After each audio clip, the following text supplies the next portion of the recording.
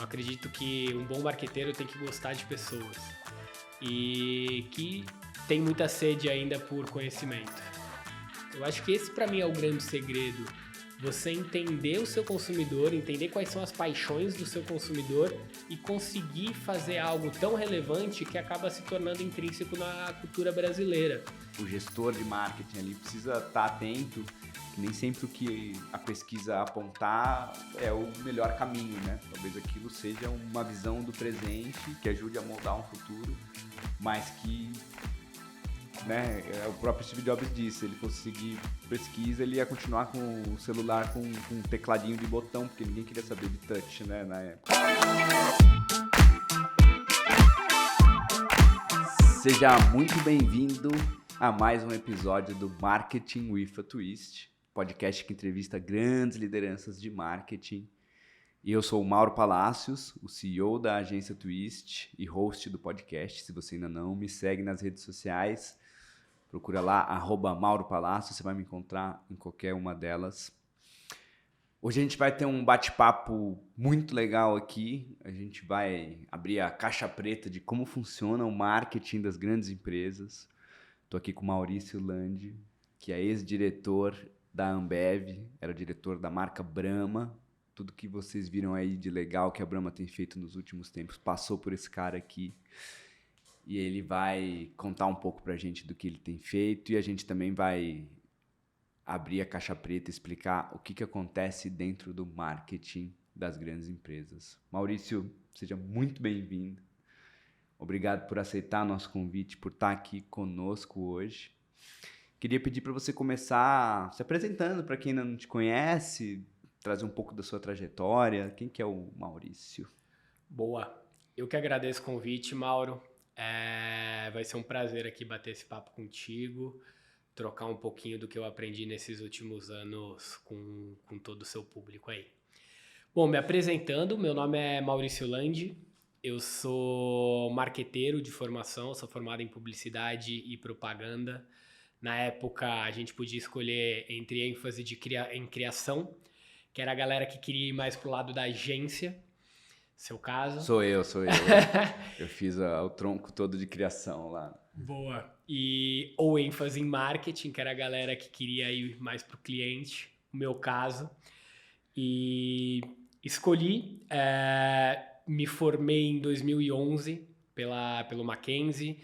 Eu tive o prazer aí de ter uma oportunidade na Whirlpool, que é a dona das marcas Brastemp, Consul, nem todo mundo conhece o nome Whirlpool, mas ela que é a empresa dona dessas marcas. A gigante da linha branca. A gigante da linha branca. Aprendi muito lá. Então, eu entrei na área que a gente chamava de branding, que olhava toda a parte de formação da imagem de marca, comunicação.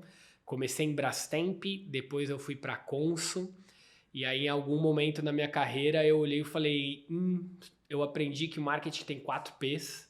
Eu sou um cara que eu acredito muito em simplificar as coisas. E eu só tô olhando um P, que é o P da comunicação, o P de promoção, né? E aí eu falei, cara, preciso começar a aprender mais do todo do business. E aí eu migrei minha carreira para uma área também do marketing na Whirlpool, que a gente chamava de categorias, que como a linha branca tem várias categorias, né? Tem a lavanderia, tem a cocção, tem a refrigeração, etc. Eu fui para o marketing de refrigeração, onde eu olhava ali, além da comunicação, em parceria com a área de branding, eu olhava P&L, eu olhava preço, eu olhava distribuição, eu olhava o produto como um todo e eu comecei a aprender mais sobre marketing. Em dado momento a gente lançou uma cervejeira, que na época a gente criou a categoria de cervejeira para pessoas físicas, né? E da Consul na época. E aí eu fiz uma parceria com a Ambev e nessa parceria com a Ambev eu conheci a Ambev. A Ambev me conheceu e parece que deu certo. Deu match. E aí uma ex-chefe me indicou, estava rolando um processo seletivo para a Ambev, eles estavam ampliando bastante o marketing. E aí em 2014 eu entrei na Ambev e fiquei na Ambev aí por pouco mais de 10 anos. E aí foi a minha segunda grande escola, mas a principal. E essa é a minha história. Um cara apaixonado por marketing, apaixonado por pessoas. Eu acredito que um bom marqueteiro tem que gostar de pessoas. e que tem muita sede ainda por conhecimento. Cara, sabe um negócio que eu acho muito legal? Você é a terceira pessoa da Ambev que eu entrevisto aqui, né? E, cara, todo mundo que entra na Ambev fica 10, 15 anos, né? É uma cultura de uma empresa que realmente, quem está encaixado com a cultura, prevalece ali na empresa, né? Acho que isso é muito interessante. Porque a gente vê empresas que, cara, é normal ali você ter um turnover, né, curto, a pessoa vai lá, fica 2, 3 anos, né? Mas a Ambev sempre a gente tem o pessoal que fica, né? Isso é muito bacana. Eu acho que tem a ver com a cultura da empresa, assim. Você vai perceber que por mais que eu tenha saído, eu vou falar muitas vezes a gente, Sim. porque a gente fala muito que é uma cultura de dono. Então você tá lá, cara, porque você se sente dono, faz parte daquilo. E aí você acaba ficando mais tempo por consequência. Muito bom. Vou começar com a primeira pergunta, que é uma pergunta que parece fácil, mas não é. Que eu queria saber qual a sua definição de marketing, porque quando a gente pega a definição de marketing, a gente tem centenas, né, de definições. Você tem lá a definição do Kotler, você tem do Porter, você tem 200 tipos de definições para marketing.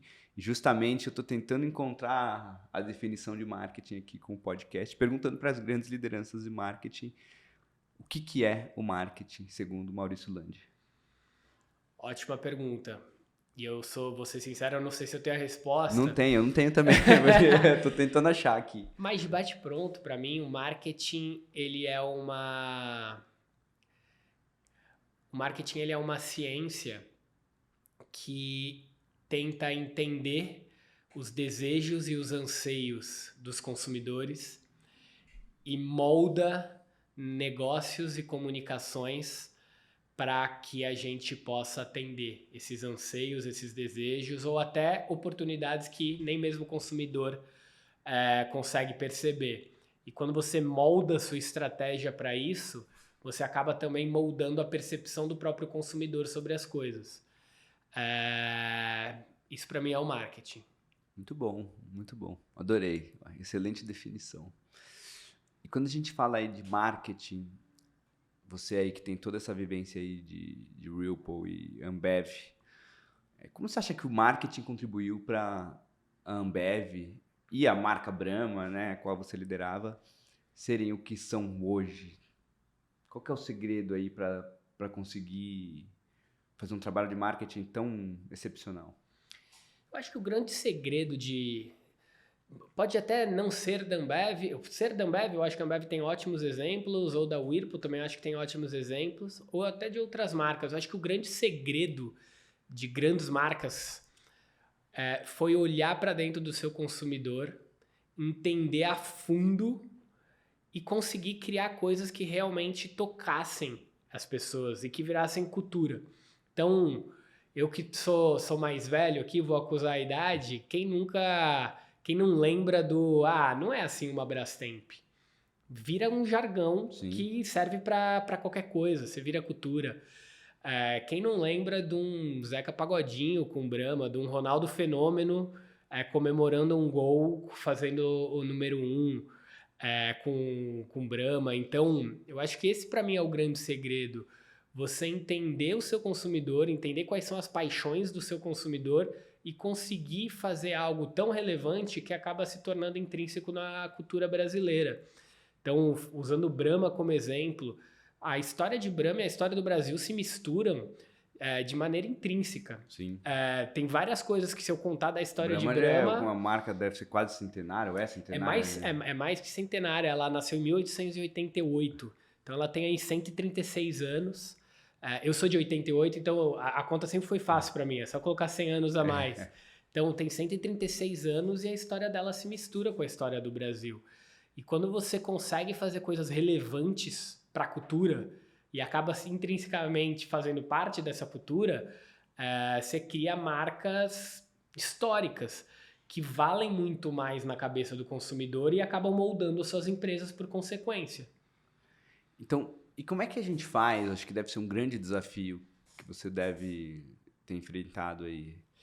Para pegar uma marca que tem essas raízes centenárias, que você tem todo um legado, uma história, como é que a gente traz isso para um contexto atual, sem perder a essência, mas ao mesmo tempo conversando com as novas gerações, né? Dentro das novas tendências.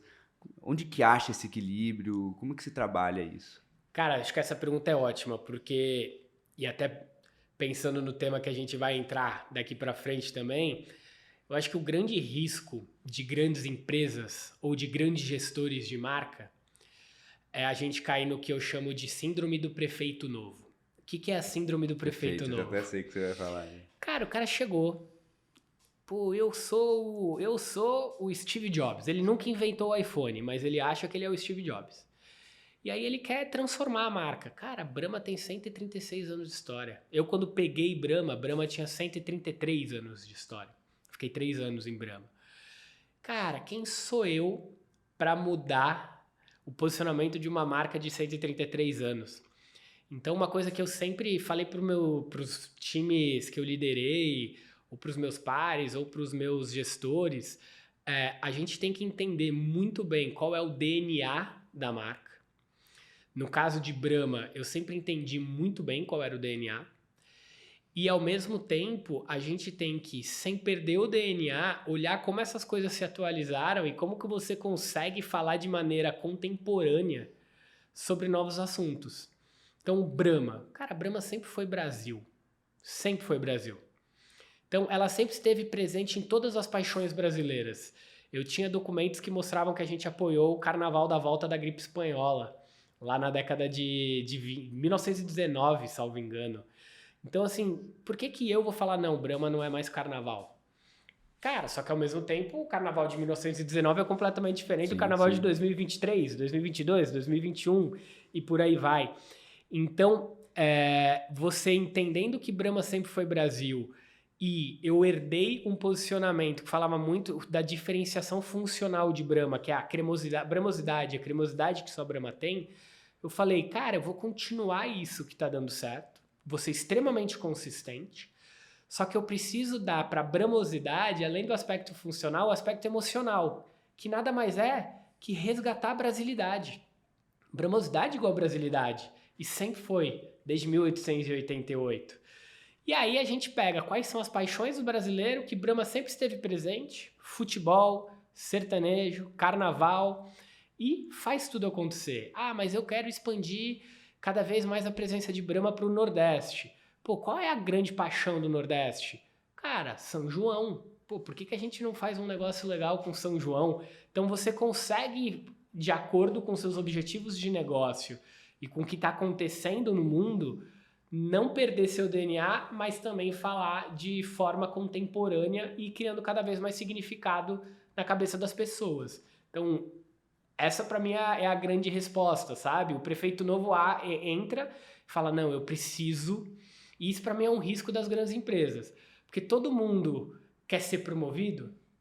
Opa, preciso mostrar trabalho preciso aqui. Mostrar deixa trabalho. Eu inovar, deixa eu trazer alguma coisa diferente. Preciso trazer algo novo, etc. Para mim esse é o grande risco, assim, que grandes gestores têm que tomar cuidado. Que, cara, tenha respeito, assim, você passa, a marca fica. Então eu tenho, por exemplo, muito orgulho de olhar e falar, cara, a Brahma que eu recebi, ela era muito boa, um pouquinho pior do que a Brahma que eu entreguei. Perfeito. E não é que eu sou melhor, é que eu peguei ela, eu gosto de uma analogia que eu sempre faço, que é a analogia de um alpinista.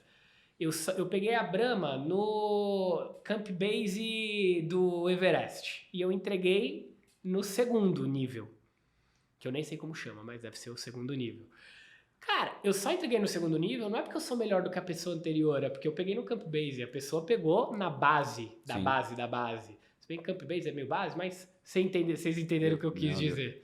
Super para entender.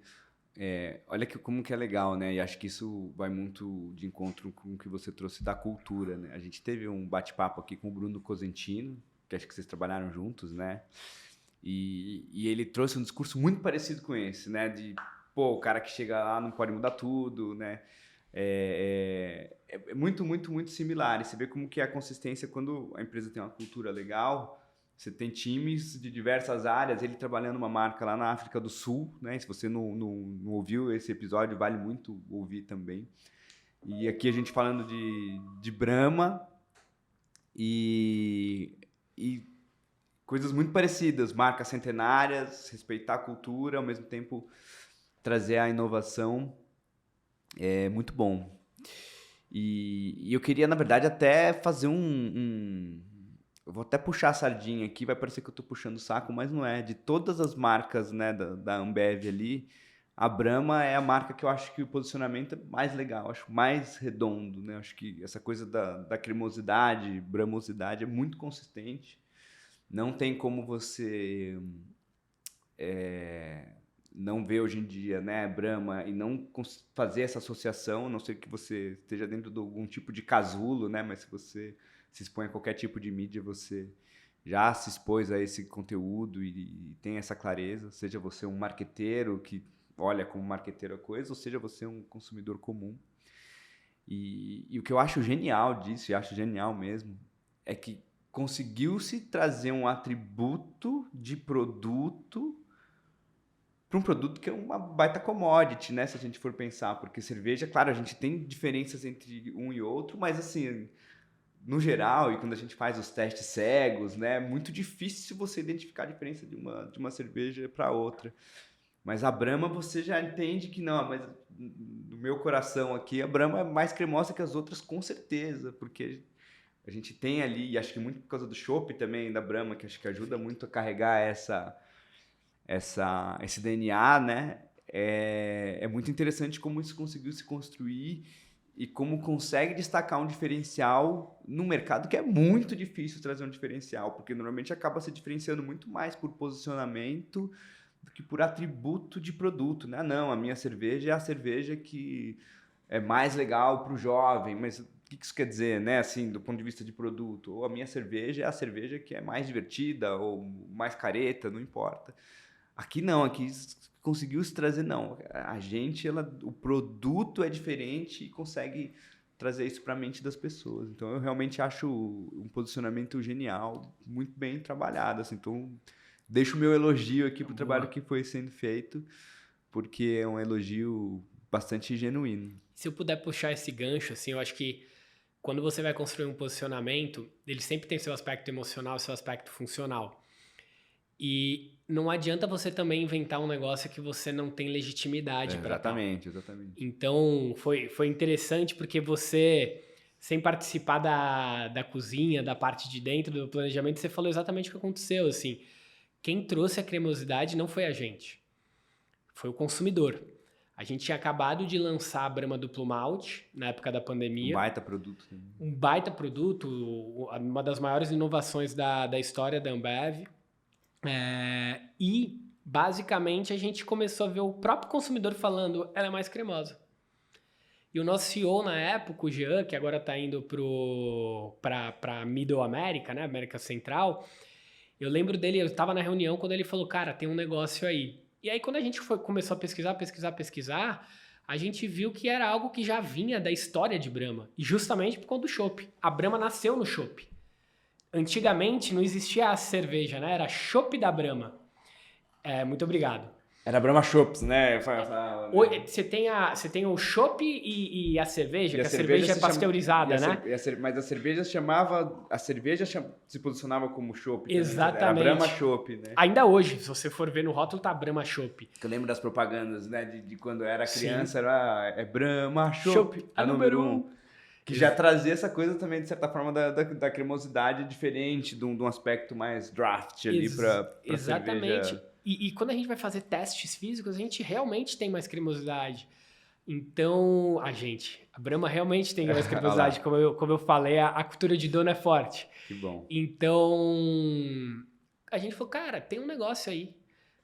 Esse é nosso diferencial, sempre foi nosso diferencial. Então, não adiantava eu virar e falar assim, Brahma é a cerveja mais amarga. Não, cara, não é. Não vai colar com o consumidor. Então, acho que isso é importante, sabe? E tem muita marca que tenta fazer isso e quebra a cara, né? Porque justamente, o consumidor vai com uma expectativa. Mas não é cremosa, né? Sim. Mentira. Papo de marqueteiro, né? Total, é isso aí. Não, muito bom, muito bom. E até nessa linha, né? Vocês tiveram aquele lançamento também do Chopp em Lata, né? Que foi um lançamento aí relativamente recente, né? Sim. Eu fui impactado no Zé Delivery uma vez e falei, nossa, Chopp em Lata, que legal, né?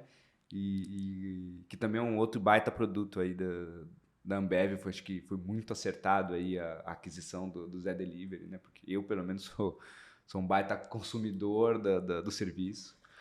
E que também é muito legal, né? Dentro dessa linha de consistência também de portfólio, né? Eu queria, acho que antes da gente entrar no tema, também que você explorasse um pouco isso. Como é que é essa coisa do desenvolvimento de produtos, né, dentro de uma marca? Porque a Brahma tem um portfólio muito legal. Você tem o chopp, daí você tem o chopp em lata, você tem a Brahma, a duplo malte, aquela outra que é a tostada, né, que eu acho maravilhosa. Que eu fui impactado uma vez numa degustação num avião, num voo, não lembro qual companhia que era, mas isso aqui é a novidade da Brahma tal, e experimentei e adorei também. E aí a gente também vê a consistência, múltiplos canais, né? Mas me conta um pouco mais dessa coisa de portfólio de produtos, né? Como se define que produto entra, que produto sai, como se cria um novo produto dentro de um portfólio, como se prioriza um budget dentro da distribuição, que eu acho que, de certa forma, já entrando um pouco, né, nesse universo de marketing das grandes empresas, né? Porque é o tipo de decisão que uma pequena empresa não tem. Normalmente é um produto só e a gente vai botar toda a energia nesse produto. Quando a gente fala do marketing numa grande empresa, dentro de uma marca só, a gente tem um universo de produtos aí super, super amplo, né? Que legal. Eu acho que cada empresa tem a sua metodologia, mas eu vou falar um pouco do que eu vi nas empresas que eu fiz parte, que eu liderei projetos, e um pouco do que eu acredito também. Acho que tudo começa olhando o consumidor. Então, você olha o consumidor, você começa a perceber que o consumidor está indo mais para a direita ou ele está indo mais para a esquerda, e você começa a ver, cara, que tem uma oportunidade de mercado. Então, essa para mim é a primeira. A segunda coisa é entender qual que é o tamanho disso.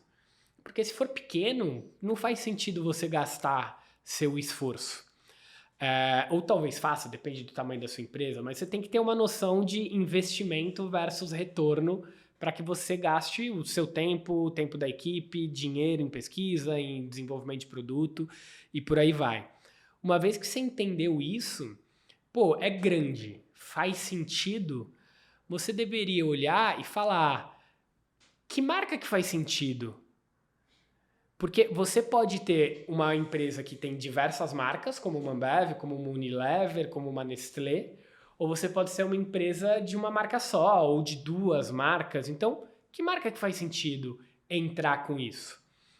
E a partir do momento que você olha, fala, faz sentido para essa marca, e aí como gestor de marca olharia, eu gosto sempre de começar pelo meu posicionamento de marca. Então, eu olho meu posicionamento de marca e o posicionamento deveria definir o que eu sou e o que eu não sou. E talvez o que eu não sou é mais importante ainda do que o que eu sou. E aí você vê quão stretchable é aquilo ou não, assim. Faz sentido para a Brahma ter um chopp em lata? Faz sentido para a Brahma ter... Vamos supor que eu vou lançar uma cerveja que é uma... Imperial Stout, que é uma cerveja preta, extremamente concentrada, complexa, muito difícil. Cara, não faz sentido pra Brahma. É um outro negócio que o cara vai tomar e falar, cara, isso aqui não é Brahma. Não é Brahma, mas talvez faça sentido pra uma Caracu, whatever. Então, basicamente assim, você tem que olhar se aquilo faz sentido pra sua arquitetura de marca, se aquilo tem papel pra construir seu posicionamento. E se, cara, aquilo também tem papel para quais são os need states, quais são as ocasiões e necessidades do consumidor que você quer com aquela marca. E pelo ponto de vista de inovação, cara, faz sentido para o negócio, mas talvez não faça sentido para essa marca, faz sentido pela outra. E aí você começa a se desenvolver. Então, para mim, a resposta é desenvolver o produto para isso. Porque você consegue encaixar a marca e você consegue encaixar um negócio num negócio que seja realmente longevo. Porque também não adianta você ficar fazendo um monte de coisa pequenininha. Porque se você faz um monte de coisa pequenininha, eu vou lançar isso aqui, eu vou lançar isso aqui, porque eu quero estar cada hora na mídia. Cara, olha o nível de complexidade que você gera. E aí, se você está gerindo uma grande marca, eu brincava que ela era um transatlântico.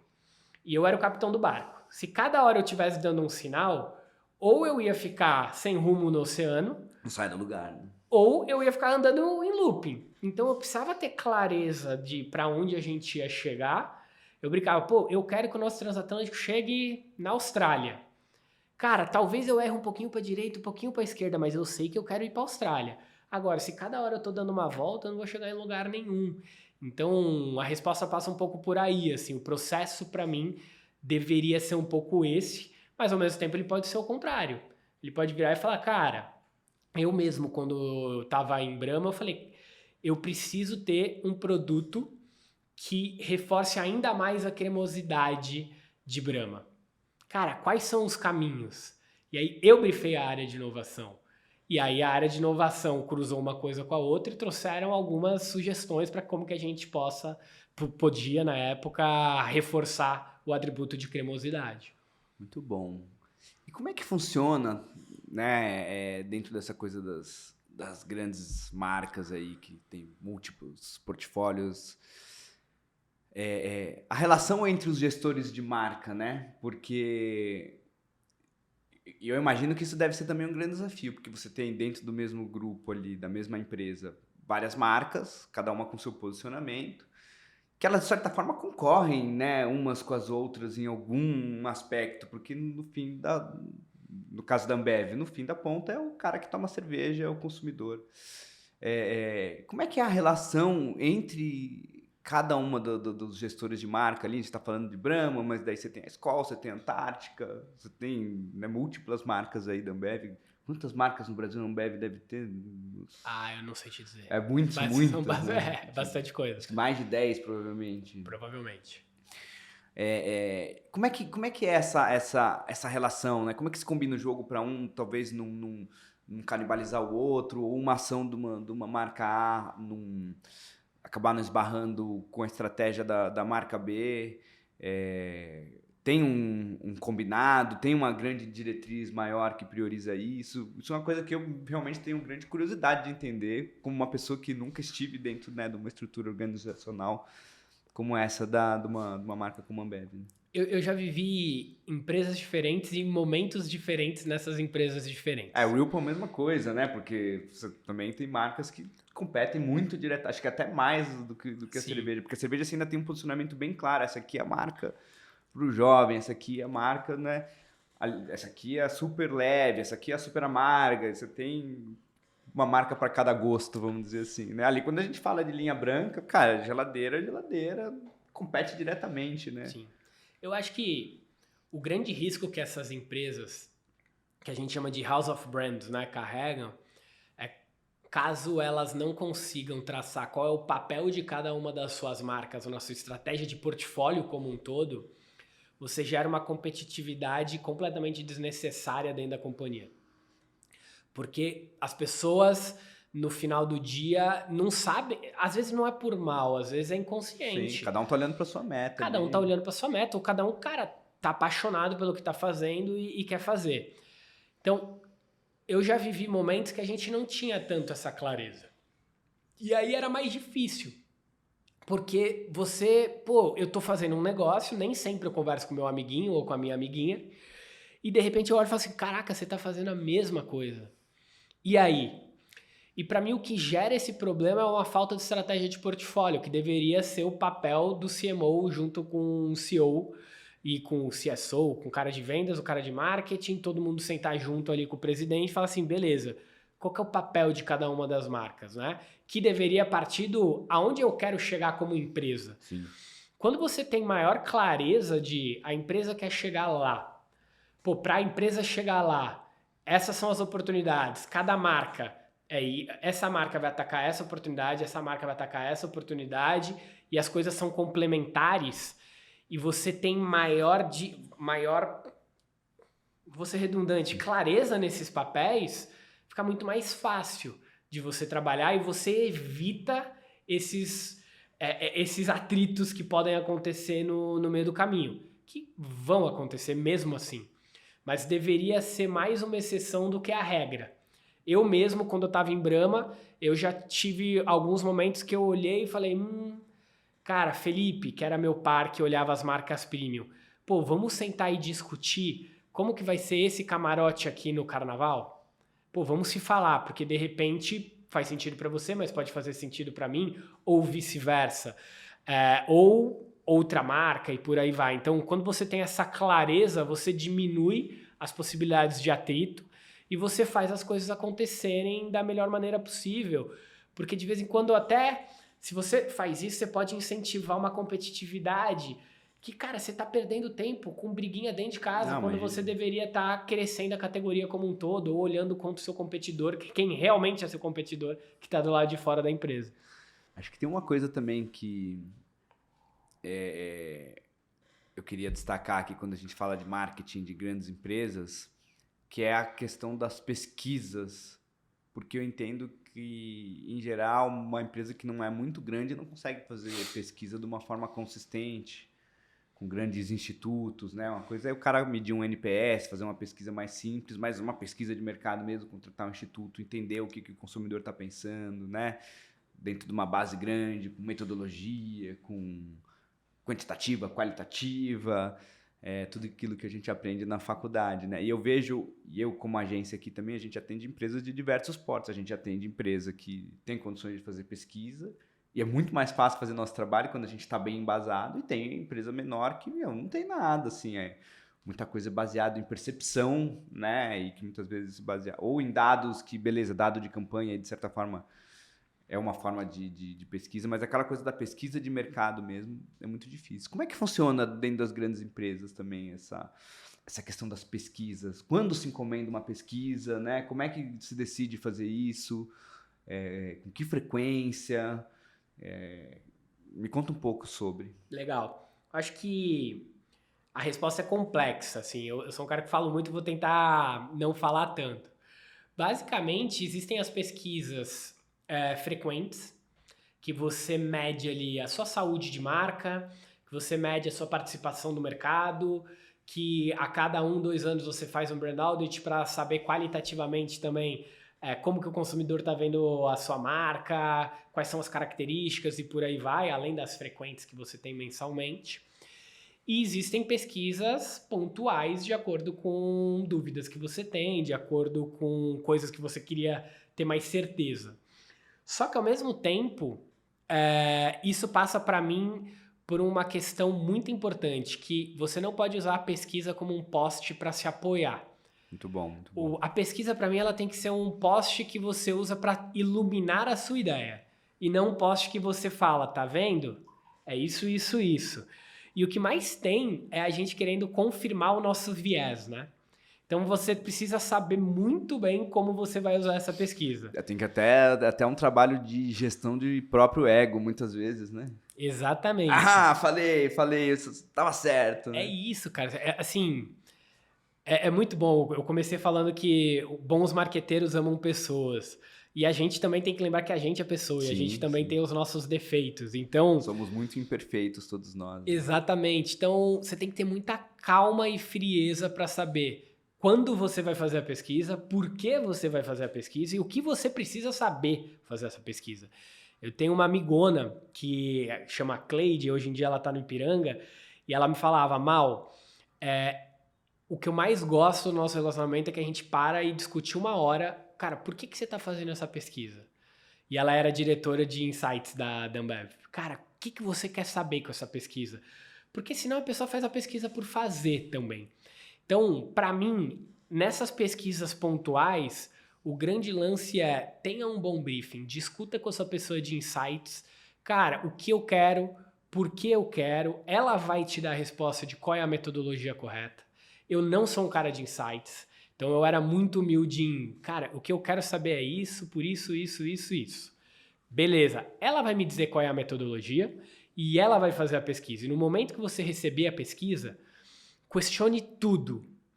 Mas questione também o porquê que você está questionando as coisas. Porque muitas vezes você não está gostando do que você está vendo. Sim, sim. E porque não é o que você queria, mas está ali a verdade. E também questione se você também não está usando a pesquisa como um poste para se apoiar.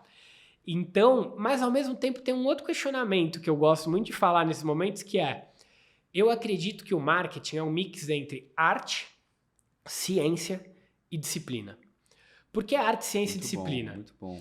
A ciência porque todo mundo... Complementando a definição do marketing também. Talvez. Agora, pensando um pouco mais, mas marketing é impressionante, assim, o problema do marketing das grandes empresas, eu acho que em qualquer empresa, é que todo mundo acha que é marqueteiro. Todo mundo tem a sua opinião. Eu não palpito em logística, eu não sei falar de logística. Mas, cara, todo mundo fala, não gostei desse filme. Por quê? Não, por quê? E por aí vai. Beleza. Não seja um marqueteiro arrogante também de não ouvir a opinião dos outros. Até porque todo mundo é consumidor, de certa forma. Exatamente. Então, você não entende o que você está falando. Eu acho que é a pior coisa que você pode fazer. Você tem que ouvir todo mundo, porque, cara, todo mundo tem alguma coisa ali para você sugar e aprender. Mas, ao mesmo tempo que você tem ciência, você tem um processo, você tem definições... e metrificações de como que você entende o que está dando certo ou não está dando certo, você tem que ter o que eu chamo de gut feeling, que é uma intuição. E eu posso te dar um exemplo da minha última campanha em Brahma, que foi a campanha de São João agora que a gente fez no mês de maio, junho e julho, que a gente fez junto com o filme do Alto da Compadecida. Cara, eu não tinha nenhuma pesquisa. Nenhuma pesquisa. Mas no momento que a agência me trouxe a ideia, no dia, eu falei, isso vai ser a campanha mais foda da minha vida. Tenho dúvida se foi, gosto muito, está entre as minhas preferidas, mas eu tinha uma intuição que aquilo ia dar certo. E, cara, não tinha pesquisa. E tá tudo bem. Aí, a gente fechou a campanha, a gente produziu, e aí começou um questionamento dentro de casa. Pô, mas muito dinheiro, não, será... Eu nem podia contar para as pessoas que eu já tinha fechado, já estava filmado, tipo, tava tudo certo. E aí eu falei, não, vou testar, tal, vamos ver como que é. E aí eu fiz a pesquisa, e a pesquisa deu que, todo mundo amou o negócio. Ainda mais na região Nordeste, que era o nosso grande foco. Aí eu olhei e falei, ó, o viés de confirmação aqui. Deixa eu ler com calma, porque era o que eu queria, né? Sim. Porque, afinal de contas, já estava quase tudo pronto. Agora, imagina se chega lá, não. Não, deu errado. E, cara... Red light, né? Ferrou. A pesquisa mostrou que ia dar certo. Eu me fiz o questionamento se não era o meu viés de confirmação, e não era. E deu super certo. Os resultados foram excelentes, assim. Mas é um pouco da arte, cara. É um pouco de você também ter o feeling, é um pouco de você saber que poesia toca o coração. E a disciplina que eu digo você tem que ser disciplinado e consistente nos processos. Isso no curto, médio e longo prazo. A bramosidade e cremosidade que só Brahma tem tá aí há 3 anos e meio, 4. A gente tem que ir construindo, a gente tem que ser consistente e disciplinado também.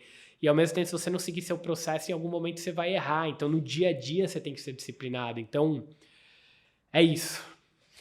Não, muito legal. E acho que até fazendo um complemento, né? Steve Jobs também tinha uma frase dele lá, que ele não gosta de pesquisa porque o consumidor não sabe o que é muitas vezes, né? E acho que... não concordo 100% com isso, mas acho que tem uma sabedoria muito grande aí no sentido de que, cara, às vezes o que o consumidor vai pedir, ele nunca vai conseguir... O consumidor não vai te trazer qualquer inovação, né? Às vezes o gestor de marketing ali precisa estar atento que nem sempre o que a pesquisa apontar é o melhor caminho, né? Talvez aquilo seja uma visão do presente que ajude a moldar um futuro, mas que, né, o próprio Steve Jobs disse, se ele fosse seguir pesquisa, ele ia continuar com o celular com um tecladinho de botão, porque ninguém queria saber de touch, né, na época. E o cara teve que ir lá e olhar e falar assim, não, peraí, o pessoal tá demandando isso porque eles não conhecem, né, uma inovação que vai vir ainda, ou que eles não entendem que com o uso isso vai se tornar comum e é o futuro. Posso pegar esse gancho? Deve. Eu acho que a definição também de um bom marqueteiro é a pessoa que ousa.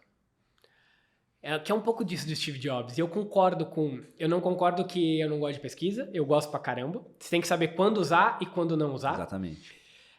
Então, concordando contigo. Ao mesmo tempo... Cara, se você ficar só olhando pesquisa, você quer ter certeza de tudo, etc., você sempre vai fazer o arroz com feijão, cara. De vez em quando você tem que ir pra cima, sabe? Assim, e se der errado, tá tudo bem. Você tem que, obviamente, ter uma matriz ali de risco. Você tem que saber o que pode acontecer, o que não pode acontecer, se você tá disposto a correr aquele risco ou não. Se a possibilidade de ganho é maior do que o tamanho do risco que você tá correndo também.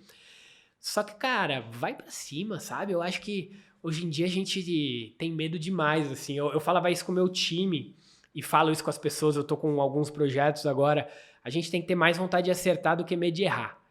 Porque, cara, a gente trabalha muito pra fazer coisa meia boca, sabe? Sim, Pô, sim. vai pra cima, assim. Se você quer ser um bom marqueteiro, cara, vai pra cima. Não sei se você tá começando na carreira agora ou não, mas, cara, vai pra cima. A gente trabalha muito, sabe? Tem que fazer coisa que dá orgulho, assim, que dá brilho no olho. E do ponto de vista aí de estrutura organizacional ali, né, dentro de uma grande empresa, dentro do marketing de uma grande empresa, quais são os papéis, né? Quais são as cadeiras que tem ali? Como que se organiza isso dentro de para ter certeza que tudo vai ser feito, né? Porque eu acho que um dos grandes desafios cara, é muita coisa para fazer dentro do marketing numa marca como uma Brahma, por exemplo, né? Como é que organiza um time para que tudo saia, tudo aconteça e não fique microgerenciada a coisa também, consiga se estruturar uma base de hierarquia e de produção para que tudo flua e aconteça e que os objetivos possam ser alcançados? Boa. Eu acho que o segredo do sucesso é que não tem uma fórmula do sucesso. Eu acho que o grande segredo é olhar qual é a sua estratégia, onde você quer chegar.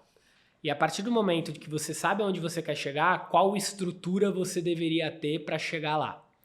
Então, no meu caso, eu olhei para a Brahma e a gente definiu um sonho lá atrás que era, cara, a gente quer que Brahma seja a número 1 em todas as regiões do Brasil.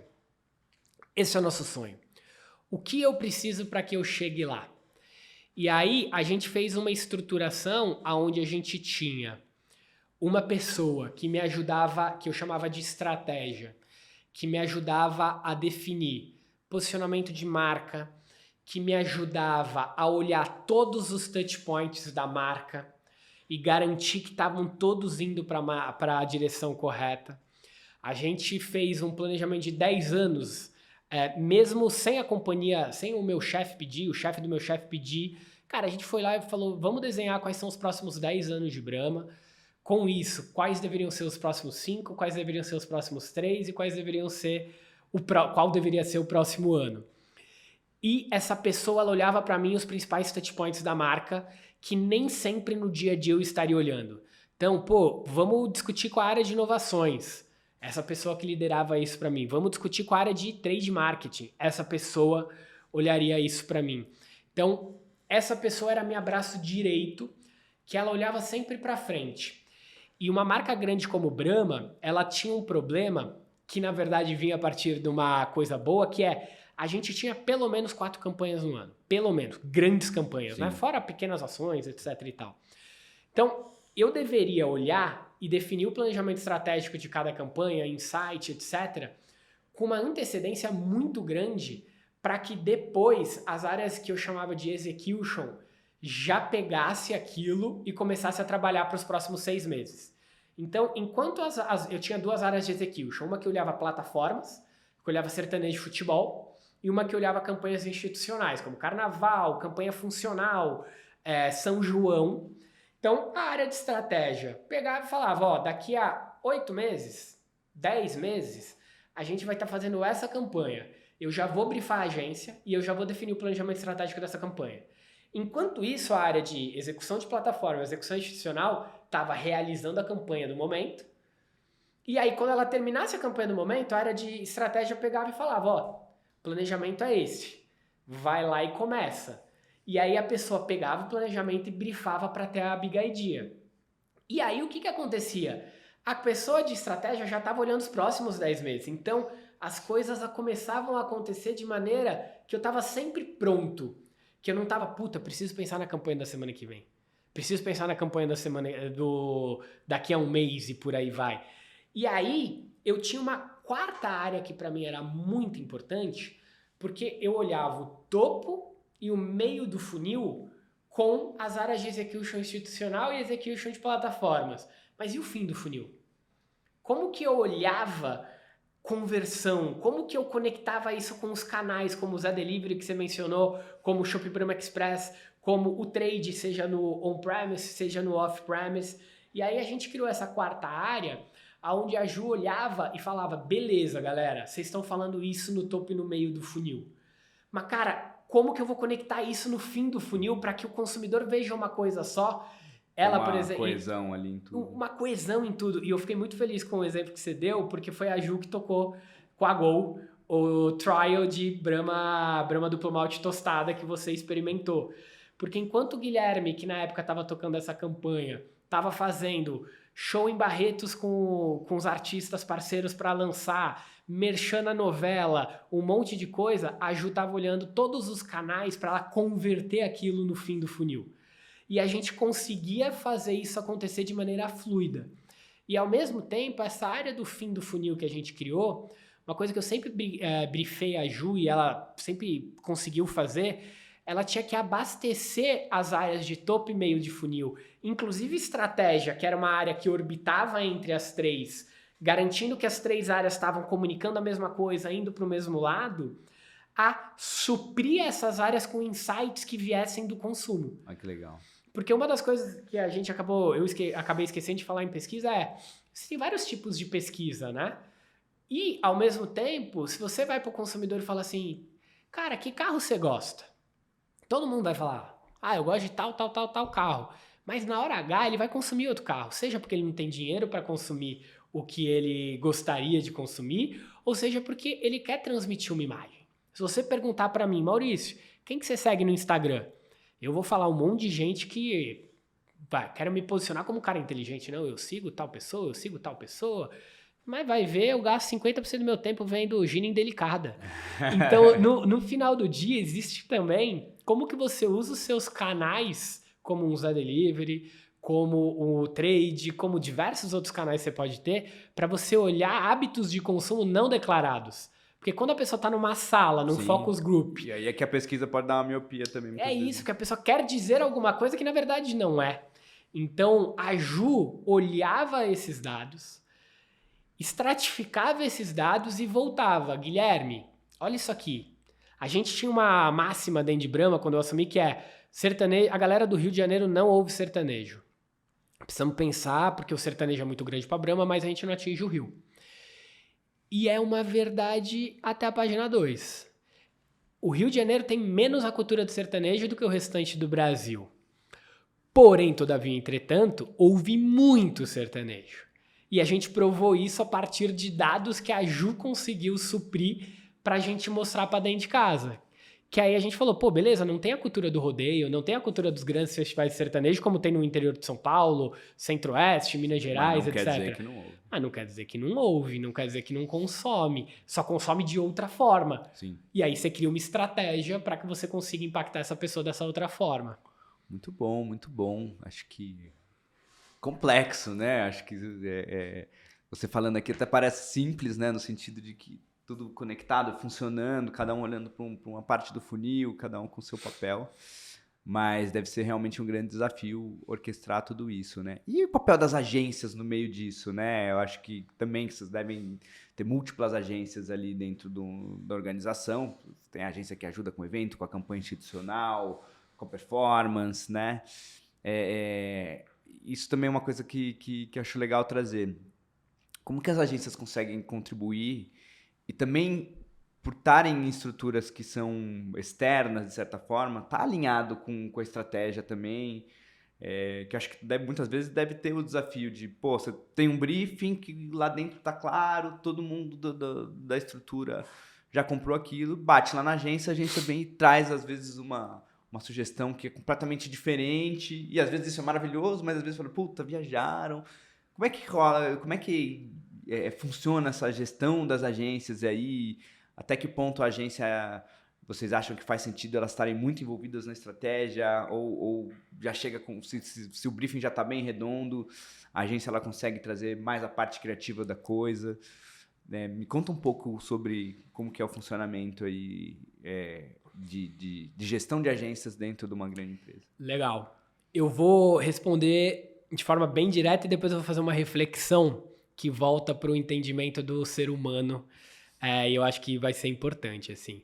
Eu acredito que quem trata a agência como fornecedor tá sendo bobo. Eu também. Não, e essa é uma discussão que rola muito aqui. Tem muitos episódios que a gente fala sobre isso. E eu gosto muito de fazer essa pergunta porque me ajuda muito a entender aqui, né? Um dos meus objetivos aqui com o podcast é entender a mente dos grandes marqueteiros, que no fim das contas são meus principais clientes aqui, né? Então é muito legal ouvir. Cara, assim, a agência para mim é seu principal parceiro. Eu sempre falava para as agências e ainda falo nesses projetos que eu estou tocando que a gente tem que se ver como sócios. E até o contrato de trabalho, de remuneração que a gente vai ter, tem que ser um contrato que fomente essa sociedade. E quando você consegue ter um relacionamento tão próximo com a agência que ela te questiona sem medo, para mim é o melhor dos mundos. Porque por mais que você esteja lá na cadeira de diretor de Brahma, cara, é uma cadeira meio solitária e as pessoas às vezes não vão falar, cara, você tá errado. Você vai bater a cabeça no muro. E é a pior coisa que pode acontecer. E eu lembro que eu sempre pedi, eu falo, cara, me questiona. Eu posso depois não concordar com você, mas eu gosto que me questionem. E isso pra mim é a melhor coisa, porque você tá vendo um outro ponto de vista que a agência tá te trazendo, que pode mudar até seu briefing. Então, pra mim, os briefings, eles são inspiradores, mas muito claros. Muito claros. Só que permita também uma primeira rodada na agência. Eu gostava de fazer 3 semanas para a agência ter tempo de trabalhar.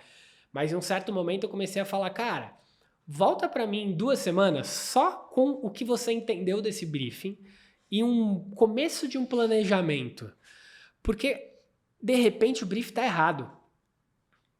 E, de repente, o briefing tá certo. E é mais comum do que vocês imaginam. Exato, cara. E, de repente, o briefing tá certo também. E você precisa convencer sua agência.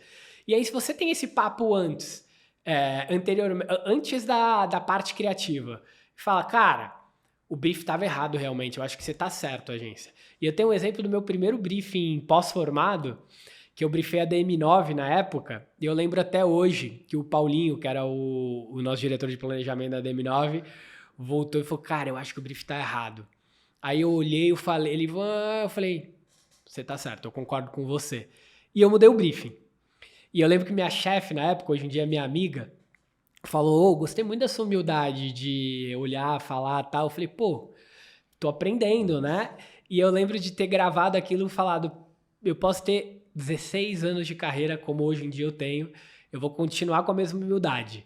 Porque isso é importante. Ao mesmo tempo, você pode virar e falar, agência, eu tô certo, por isso, isso, isso, isso. E se você não convencer a agência, não adianta, o trabalho vai vir meia boca, porque ninguém vai fazer com tesão, ninguém vai fazer acreditando, vai fazer, cliente quer, né? E aí não adianta, cara. Então, trate sua agência como parceiro, seja parceiro da sua agência, cobre isso da agência também, esqueça na sala quem é cliente, quem é agência. Às vezes vai ter que ter, mas tem que ser no fim da reunião. Cara, é isso que eu quero e vai que vai. Que as coisas tendem a ser melhor. E, cara, peça para sua agência não ser turrona e não seja turrão também. Eu acho que isso, para mim, é o grande exemplo de como eu trabalhava, sempre trabalhei e vou continuar trabalhando, e como eu acho que tem que ser. E, ao mesmo tempo, voltando para a reflexão que eu falei no início que eu ia falar, cara, lembra que a agência também é um ser humano. E eu vou falar um erro que eu tive no passado, assim. Eu sempre fui um cara extremamente cético em relação a premiações de criatividade. Por quê? Eu sempre achei uma perda de tempo. Porque eu olhava e falava assim, bicho, a gente vai lá, gasta dinheiro, gasta tempo, criando case, se inscrevendo, e é um bando de publicitário batendo palma para publicitário, e o consumidor nunca viu 90% das campanhas que estão lá, mas a galera tá lá, olha que criativo. Um monte de coisa fantasma. Um monte de coisa fantasma e tal. E eu sempre fui o cara cético em relação a isso. O que importa pra mim é o que pegou o consumidor, o que, cara, mexeu o negócio, etc. Porque eu sou um marqueteiro muito focado em resultado. Chato até com resultado, assim. Eu sou um cara muito preto no branco, assim. Só que ao mesmo tempo, com a maturidade me trouxe uma percepção que, beleza, isso pode não ser importante pra mim, mas é importante para a agência. é importante pro criativo da agência. E se o criativo da agência é importante para mim, por quê? Porque, cara, quantas campanhas eu vindo para cá hoje, quantas campanhas eu fui impactado na rua que eu não vou nem lembrar. Sim. Você só lembra da campanha se ela tem um viés criativo muito foda que te chama a atenção. A criatividade, para mim, ela serve para romper o ruído publicitário e você chamar a atenção da pessoa e tocar o coração daquela pessoa ou a cabeça daquela pessoa de forma diferente. Cara, se você precisa disso, você precisa de um criativo. E o criativo precisa do prêmio. Então, cara, foca no prêmio também para ele. Porque isso vai ajudar ele na sua parceria, né? E é o combustível. Só que isso não é agora, eu vou focar em prêmio. Cara, o prêmio para mim é uma consequência. Eu quero primeiro ganhar o consumidor, primeiro mover meus resultados e, by the way, eu vou ganhar o prêmio. Cara, isso para mim é o melhor dos cenários e é, novamente, você lendo o seu consumidor, que no caso é o criativo. Então, e é uma relação de parceria ganha-ganha-ganha, sabe? E foi aí que eu aprendi a gostar um pouco mais de prêmios. Hoje em dia eu gosto bem mais. Felizmente tive a oportunidade de celebrar alguns juntos com meus parceiros criativos e faz a roda girar positivamente para todo mundo, sabe? Cara, muito bom. Você falando aqui, eu fico pensando na minha realidade, né? E como muitas vezes a gente acaba tendo que exercer um papel, eu aqui como gestor de agência, de psicólogo, né, do time, porque acho que o time de criativos em geral é isso, né? Ele é muito motivado com a ideia, muitas vezes é apegado com a ideia, então às vezes vem uma ideia que é fora do briefing, né? Mas a pessoa tá apegada ali. E aí, não, mas é isso. Não, talvez a gente possa até levar, vamos tentar levar como uma segunda opção, mas vamos tentar trazer uma coisa mais aderente aqui ao briefing e tal. E aí a gente leva, muitas vezes o cliente vai falar, não, acho que por aqui não é não, vamos mais por essa linha. E acho que a frase que você trouxe, o cliente quer, né? Vamos fazer então, de qualquer jeito. Isso é uma coisa que é muito real, né? E eu muitas vezes tenho que falar assim, cara, vamos lá, esquece um pouco essa ideia, desapega um pouco e vamos criar a partir do olhar na necessidade do cliente uma coisa que seja igualmente criativa, igualmente genial, que você tenha prazer, se divirta fazendo, mas que esteja alinhado com a estratégia de negócio do cliente. Então, acho que a área toda de marketing, né, acho que gira muito em torno de pessoas, né, e manter as pessoas motivadas é sempre um grande desafio, seja a pessoa da execução, seja a pessoa da criação. Total. Posso dar 2 exemplos? Por favor. E aí eu vou dar um exemplo até que para mim um deu certo, o outro nem tanto, mas que para mim mostra o quanto que essa parceria é importante, como que a gente trabalhava, assim. Você deve lembrar que a Gisele Bündchen veio pro Carnaval há 2 anos, se eu não me engano, que Brahma trouxe, etc e tal. Sim. Ou Brahma ou o Naldo, né? Não sei quem trouxe. Na época, o Naldo postou que foi ele que trouxe. A gente tinha trazido a Gisele pro Brasil, mídia tradicional como um todo, indo super bem a campanha. Só que ainda não tinha virado conversa nas redes sociais.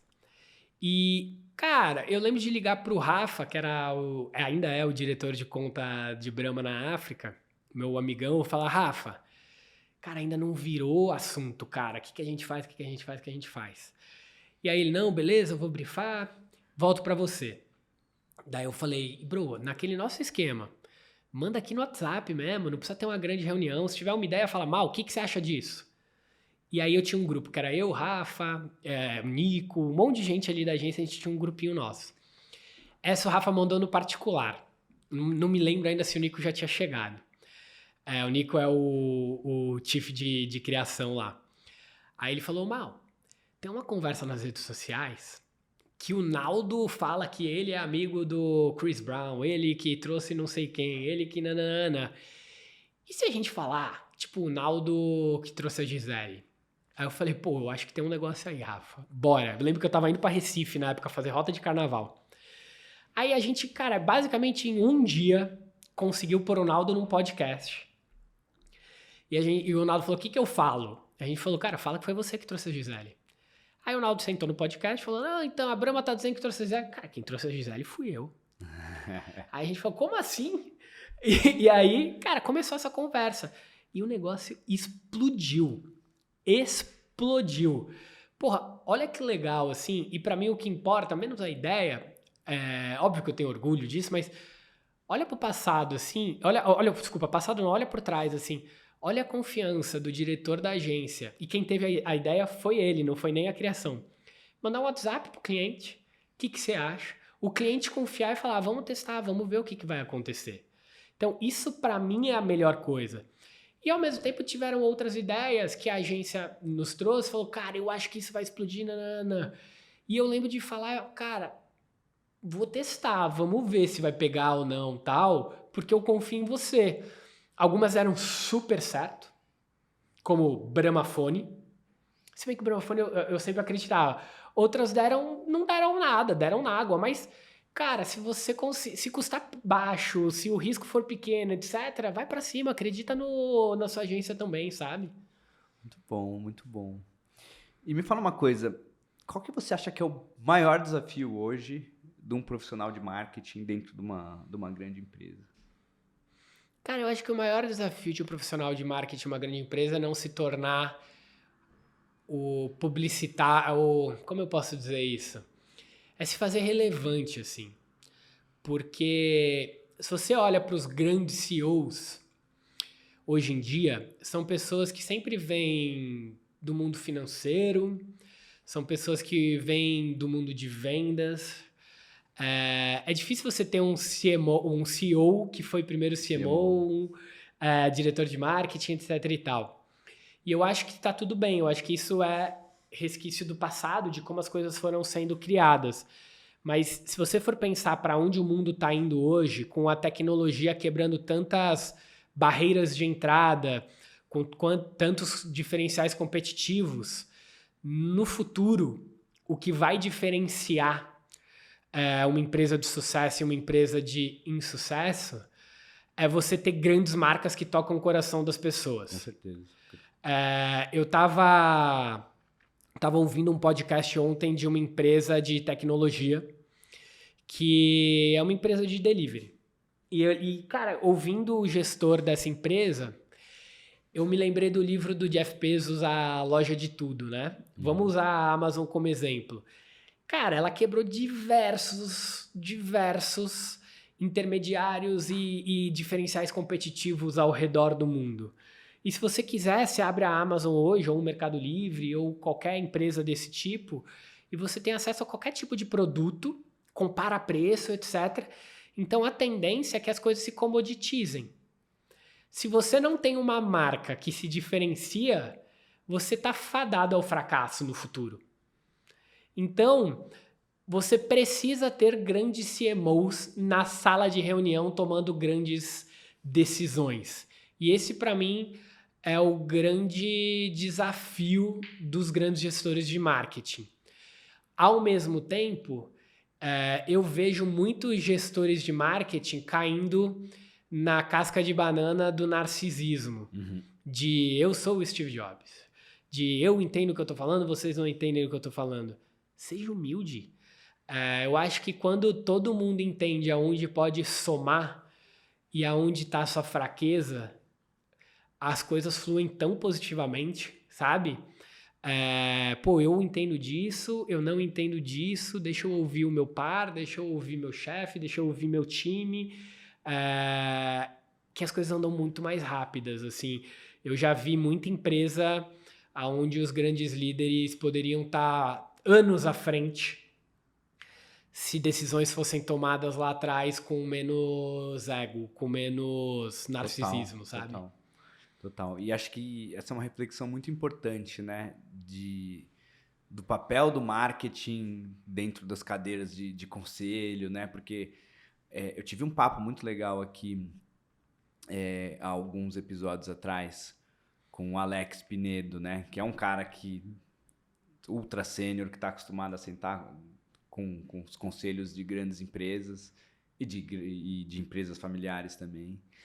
E onde muitas vezes o conselho que normalmente está construindo uma diretriz de uma empresa, ele é completamente desconectado da realidade do consumidor ou desconectado do marketing, né? E aí a empresa que não está ligada nisso acaba sofrendo um pouco, porque ele vai estar olhando o marketing como mais uma linha de custo ali num balanço e, pá, isso aqui, né? Vamos enxugar aqui, está gastando muito com marketing, né? E acho que as empresas que vão cada vez mais sair melhor é as que conseguirem enxergar. E aí estou falando de empresa de todo o porte, das grandes empresas listadas em bolsa até empresas familiares aí que já tem uma certa estrutura, mas que conseguem entender o poder do marketing e da construção de marca, principalmente, num contexto de longo prazo, né? Acho que então acho essa reflexão válida e muitíssimo importante. Boa. Deixa eu te fazer uma pergunta. Você falou aí de bramosidade, a gente falou de São João, e a Carnaval, e a Gisele, e Naldo. Eu queria saber, de tudo que você fez aí ao longo da sua carreira, qual que você acha que é o grande case, assim, aquela ação que você mais tem carinho, aquela que você fala, puta, essa aqui tá no meu coração. Pô, eu tenho muito medo dessa pergunta porque eu não sei responder, Tenho assim. medo de ser injusto com você mesmo. Né? Eu sou um cara muito apaixonado, assim. Se eu pego um negócio pra fazer, boto muita paixão, assim. Eu sou muito intenso, pro bem e pro mal, assim. Tudo na vida em excesso traz o lado luz e o lado sombra. E eu tenho medo de a memória de curto prazo prevalecer. Posso falar 3? Pode. Pô. Eu acho que a primeira que me vem na cabeça, e talvez seja pela memória de curto prazo, é Brahma São João com Auda Compadecida, assim. Eu sou um cara muito apaixonado pela cultura brasileira. E quem não lembra do filme do Auda Compadecida, né? Principalmente pessoas 20 mais, que no caso, o consumidor de Brahma é sempre maior de idade. Pra mim, o Auda Compadecida é o melhor filme de humor. Não é do Brasil, mas acho que de todos os filmes de humor do mundo, assim. Eu acho é um filme impecável. Não, é muito, muito, muito, muito foda, assim. E quando a gente teve a ideia lá atrás, como eu já falei, assim, na hora veio, cara, essa campanha vai ser diferente. Talvez seja a campanha da minha vida, assim. E eu acho que a gente tratou com tanto carinho, que a gente fez uma obra de arte ali, sim, pra mim, sabe? Se eu tivesse hoje voltado no passado, obviamente com o engenheiro de obra pronta, assim, tinha 10% de coisas que eu faria diferente aqui, diferente ali, mas só 10%, assim. Então, eu acho que a gente acertou demais, os resultados foram excelentes mesmo, assim. Tenho muito orgulho dessa campanha. Quem não viu aí, recomendo. Brahma e Auda Compadecida. E para mim, o principal indicador de sucesso foi eu ter recebido da minha mãe, paulistana. Filho, recebi do grupo da família, dos primos dela. E isso para mim é o principal indicador de sucesso, assim. Fora os resultados em negócio e por aí vai, sabe? Então essa é uma que eu tenho muito carinho, principalmente porque ela tem um quê pra mim de comprovou que tem que seguir o gut feeling também. E tem um quê de, viu, deu certo, assim, eu ouvi de algumas pessoas, não tem que fazer e tal, e eu já tinha até feito.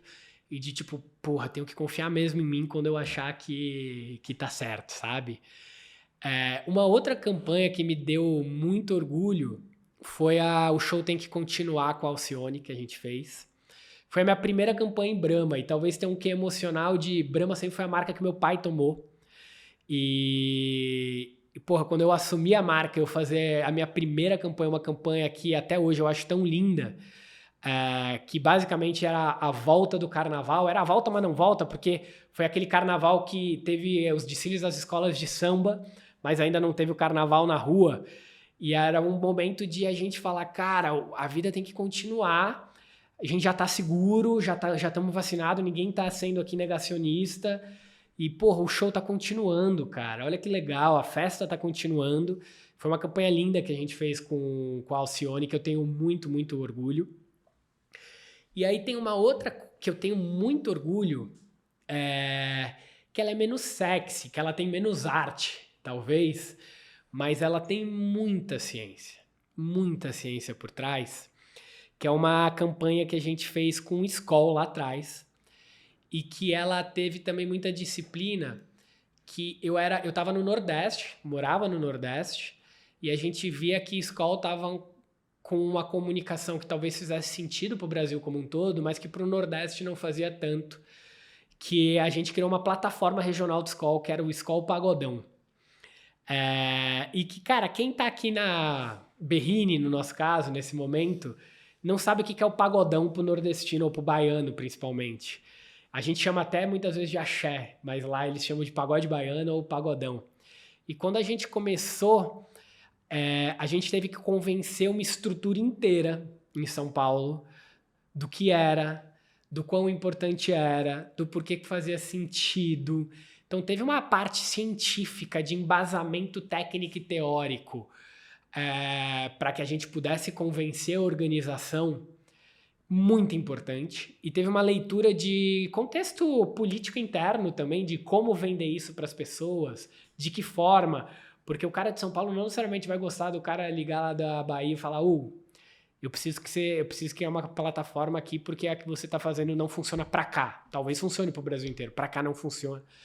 Que a gente foi muito hábil em como fazer isso acontecer e teve muito boldness, a gente teve muita ousadia mesmo, porque se a gente seguisse a osmose, só vamos fazer aqui o feijão com arroz, não vamos comprar briga com ninguém, a gente não ia propor nunca, assim, sabe?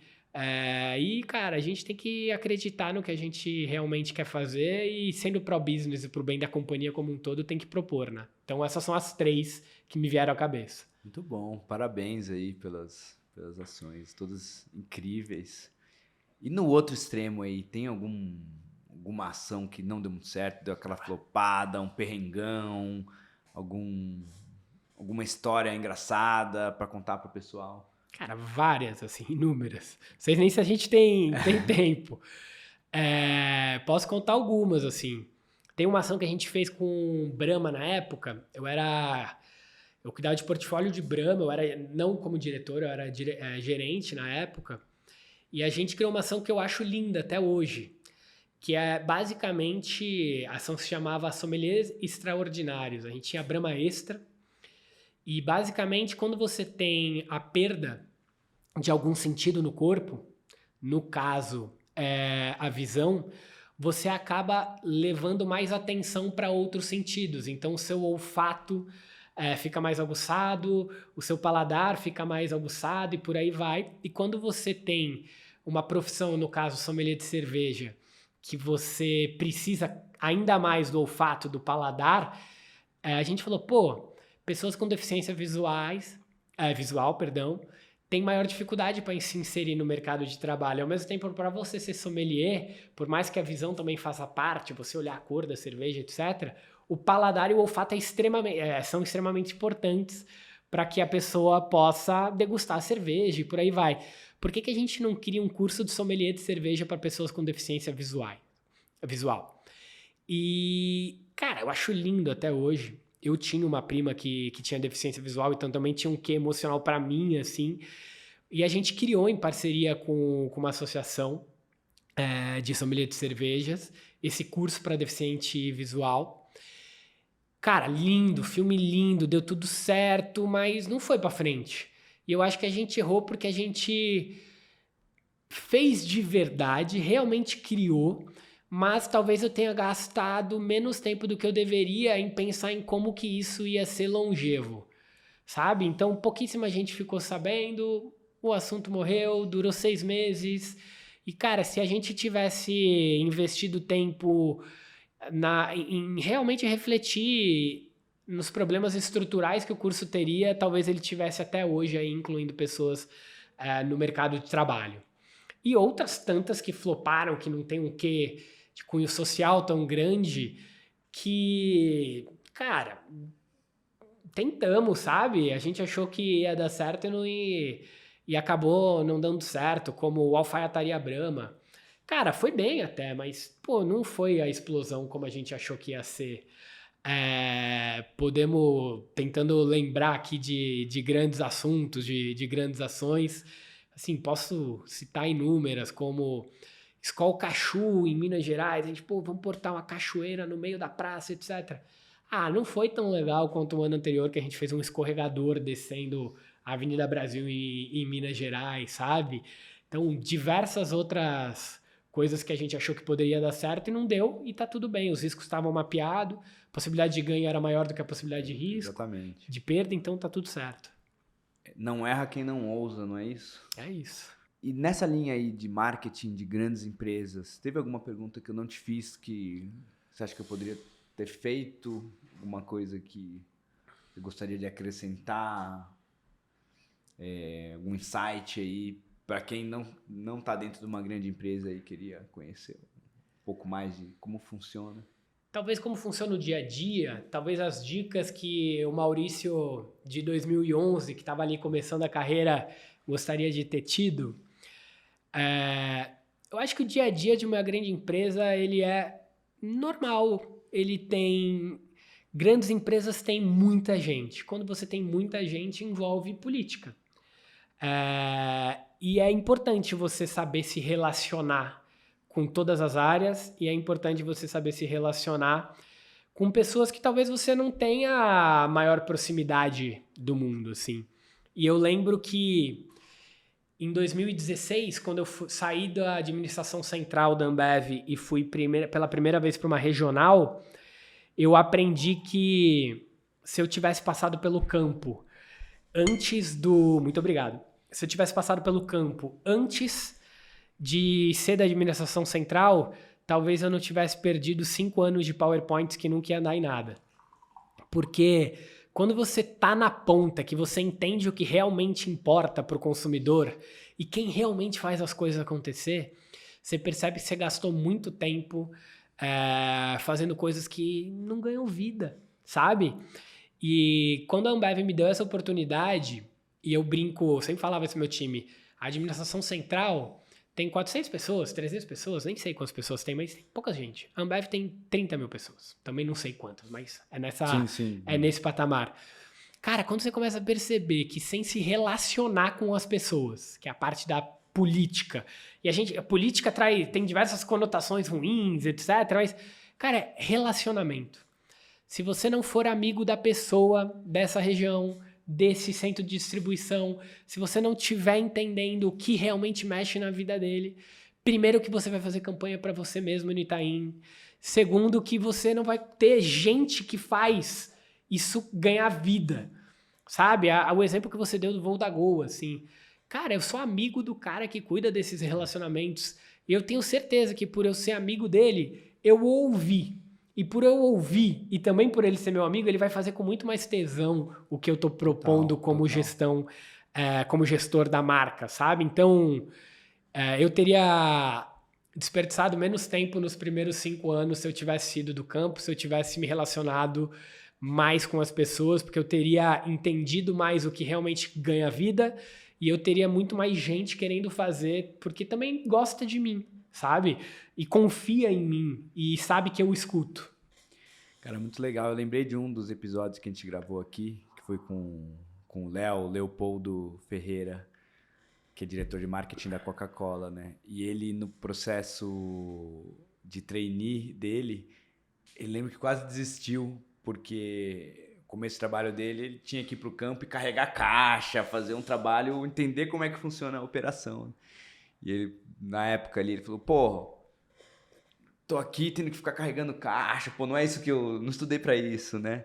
E depois lá na frente ele foi entender a importância de realmente não estar ali, para você estar no escritório central, conhecendo o campo, conhecendo a operação, conhecendo as regionais, facilita muito a vida, né? Muito, cara. Então, se você está em começo de carreira aí numa grande empresa, ou numa pequena empresa também, acho que indifere, né?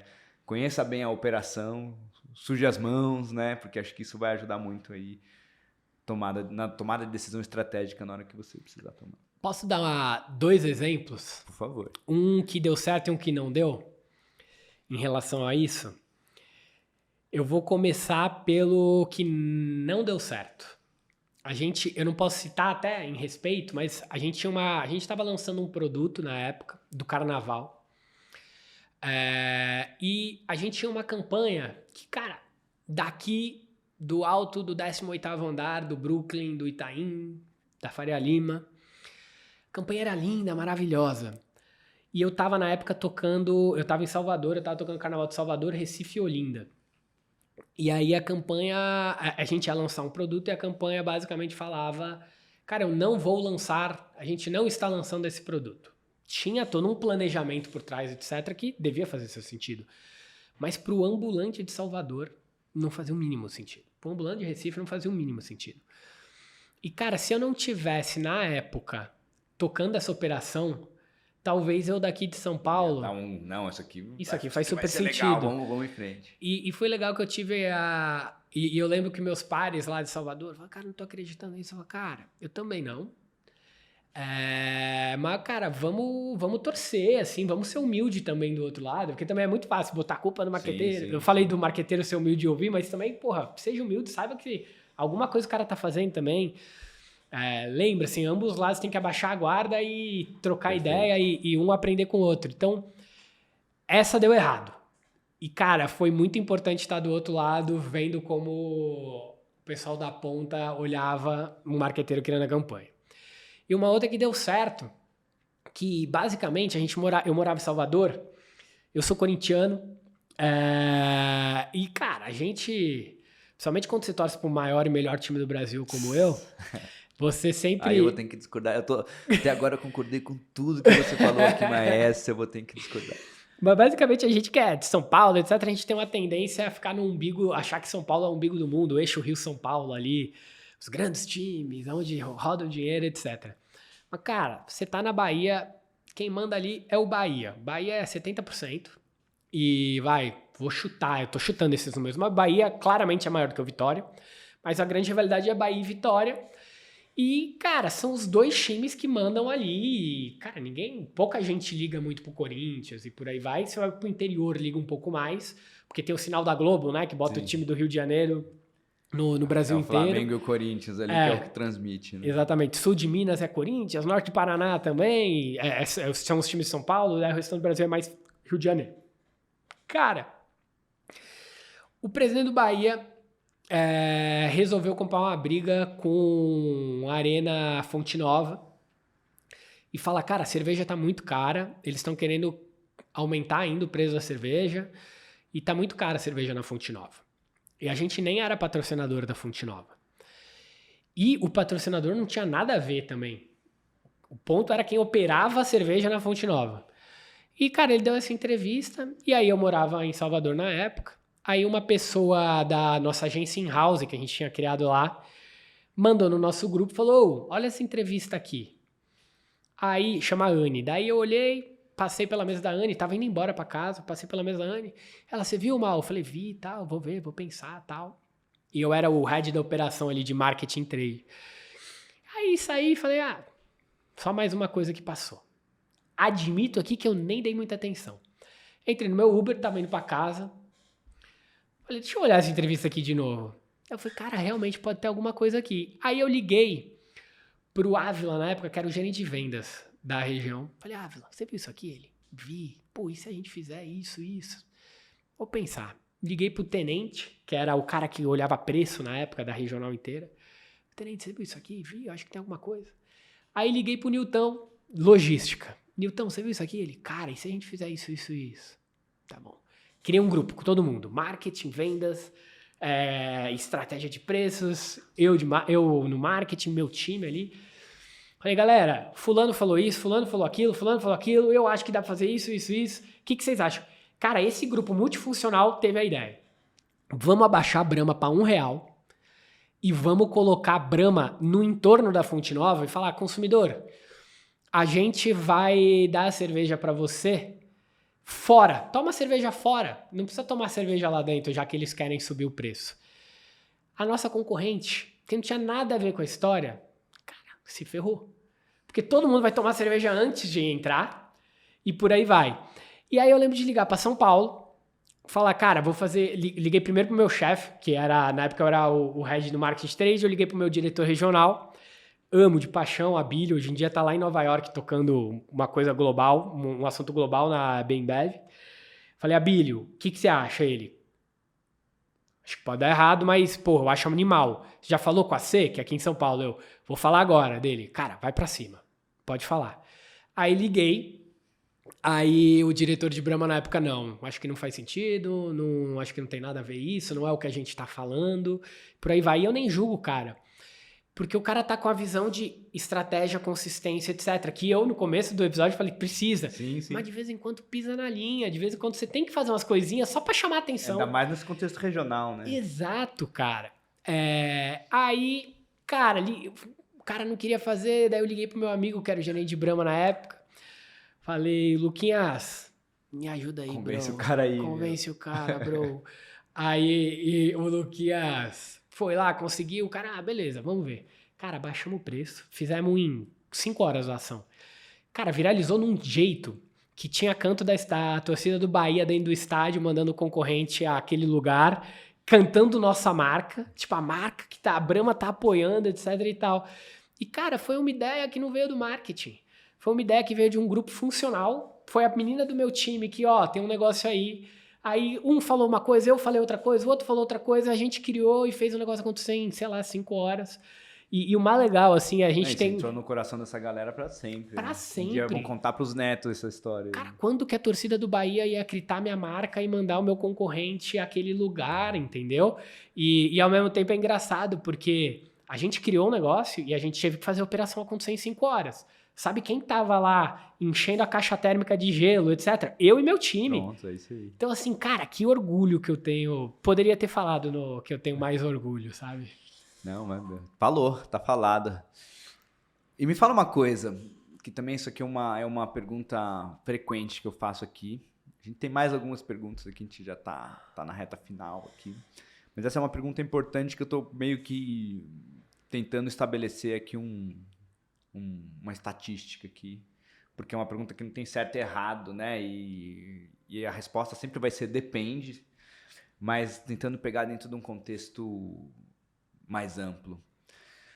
Você acha que, do ponto de vista de distribuição de verba, se a gente for distribuir entre campanhas de fundo de funil, conversão e topo e meio, uma coisa mais na linha do awareness, o que seria um percentual mais adequado de distribuição?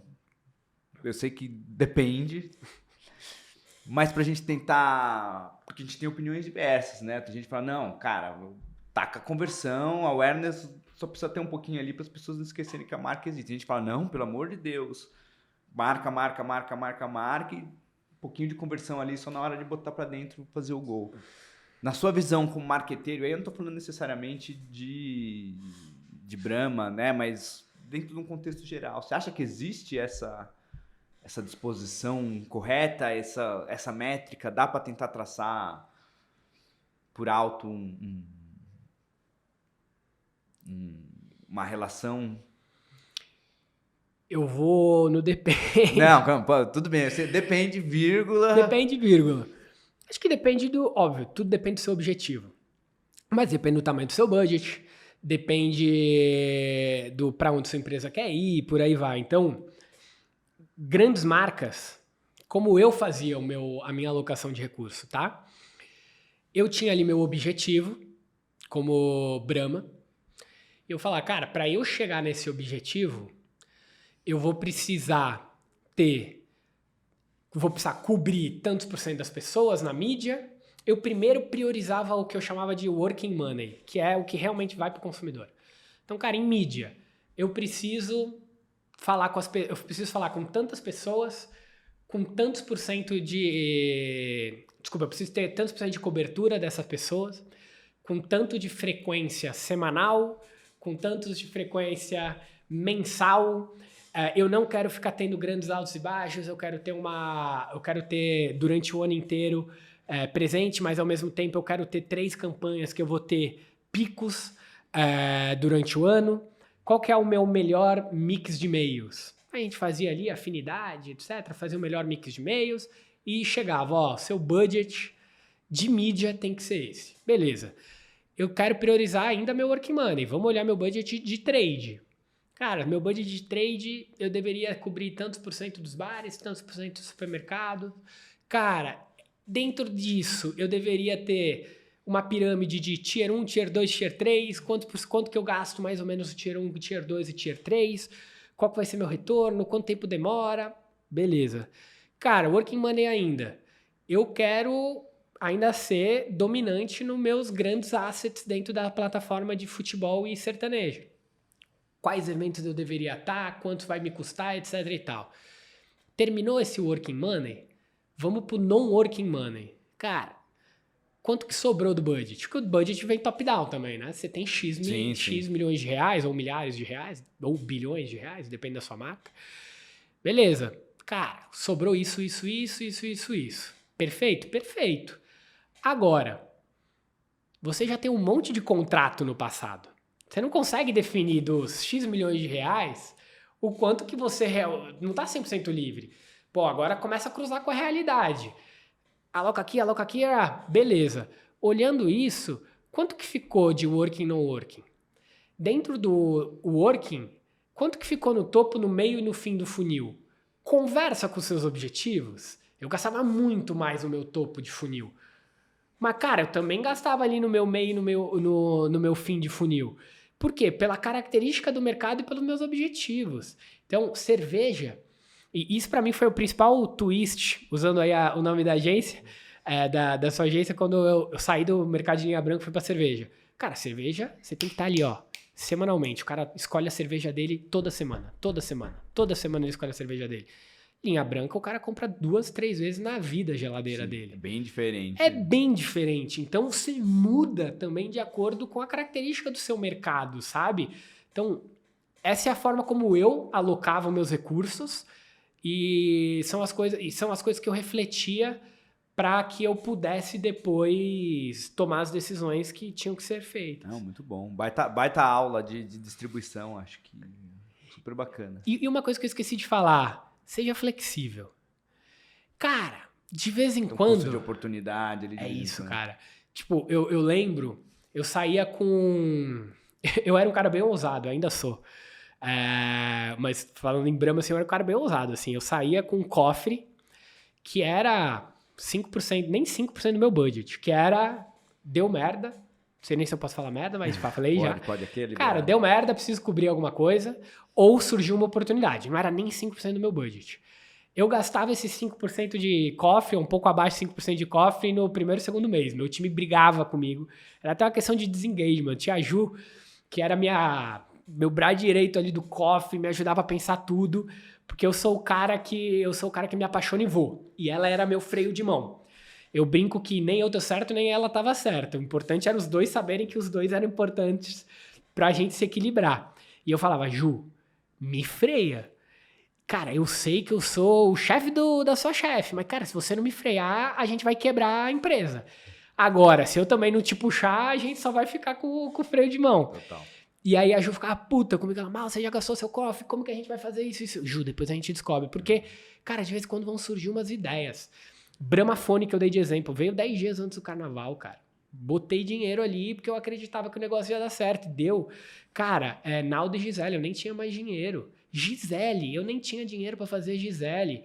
Cara, como que a gente podia fazer isso acontecer? Então, cara, veio uma ideia boa, tenha também a sua flexibilidade ali, sabe? Muito bom. Penúltima pergunta. É o momento bola de cristal aqui. Tendências. O que você acha que vai continuar funcionando daqui a 10 anos no marketing? O que vai mudar? A gente tem inteligência artificial chegando aí. Acho que tem muita coisa que vai cair em desuso, muita coisa vai continuar. Canais, comportamento. Tenta falar aí bem rapidamente como que você vê aí o futuro do marketing. Pô, bola de cristal. Bola de cristal. Eu vejo um marketing mais ponderado. Por que eu vejo um marketing mais ponderado? Porque eu acho que de 2010 até 2018, ou 2012 até 2018, sei lá, a gente se apaixonou muito pelo digital. E quando eu falo paixão, eu trago a coisa boa que a paixão traz, eu trago a coisa ruim que a paixão traz. Paixão é uma palavra boa porque ela consegue trazer esses... E, cara, tudo não, tem que ser digital, digital é o futuro, esqueça a TV, esqueça a tal emissora de TV, é isso, é conversa no social, etc e tal. Esse é o futuro da comunicação, ninguém vê mais o programa de TV, ninguém... Calma. Verdade, a TV não é tão importante como ela foi no passado. Tal emissora talvez tenha diminuído um pouco sua audiência, mas ela ainda é gigantesca. Ela ainda fala com milhões e milhões de pessoas. Então eu vi empresas que foram 100% para um lado da inovação, tecnologia, é isso que é o futuro. Mas se você for ponderado e for fazer conta, cara, você está chegando numa parcela muito menor da população que você chegava antes. Tudo bem, a audiência está pulverizada, você tem que tirar um pouquinho aqui, pôr um pouquinho ali, etc e tal. Mas faz as contas, cara. Vai com calma, sabe? Não é que ninguém assiste mais. Muito pelo contrário, a imensa maioria ainda assiste. E, obviamente, a criatividade é que vai você fazer essa audiência pulverizada olhar para você, porque a atenção tá pulverizada. Então, eu acho que a gente foi muito para um lado e agora a gente está voltando um pouquinho e sendo mais ponderado. Eu fui para o SXSW esse ano e 90% das palestras era sobre inteligência artificial. E eu fui com um olhar muito... Cara, preciso aprender isso aqui. Vou partir do princípio aqui que eu sou um analfabeto digital e vou para aprender. E aprendi muito. A inteligência artificial não é o futuro, é o presente. Ela vai moldar muito como a nossa vida, não só o marketing, mas como a nossa vida acontece. Só que ela não é um bicho de 7 cabeças. Total. Cara, ela vai ajudar, ela vai automatizar um monte de coisa, ela vai te ajudar em diversas questões. Inclusive, nos meus projetos do futuro, eu estou usando muita inteligência artificial. Mas, cara, calma, tá tudo bem. Tipo, não é que amanhã a gente vai estar que nem o... Eu não lembro se é Jetsons ou Jacksons, que era aquele Jetsons. desenho andando por aí de nave espacial. Calma, tá tudo bem.